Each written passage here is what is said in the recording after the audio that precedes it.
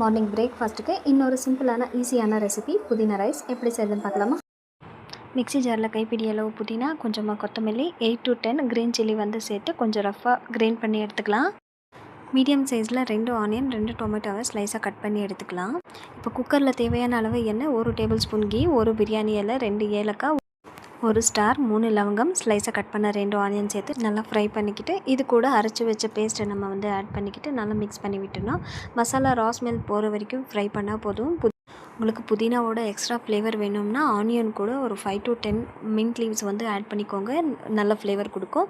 இப்போ 2 table spoon அளவுக்கு ginger garlic paste வந்து நான் சேர்த்துக்கிறேன். கூட கொஞ்சம் மஞ்சத்தூள், வச்ச பட்டாணி வந்து நான் சேர்த்துட்டு நல்லா மிக்ஸ் பண்ணி விட்டுட்டு கட் பண்ண டொமேட்டோவை இது கூட ஆட் பண்ணி தேவையான அளவு உப்பு சேர்த்து நல்லா மிக்ஸ் பண்ணி விட்டுறேன்.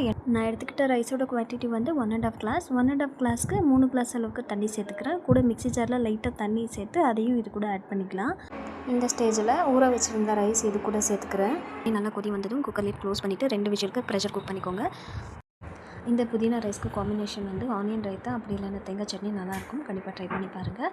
ட்ரை பண்ணி பார்த்துட்டு எப்படி இருந்துச்சுன்னு மறக்காமல் கமெண்ட்ஸில் சொல்லுங்கள். தேங்க்ஸ் ஃபார் வாட்சிங்.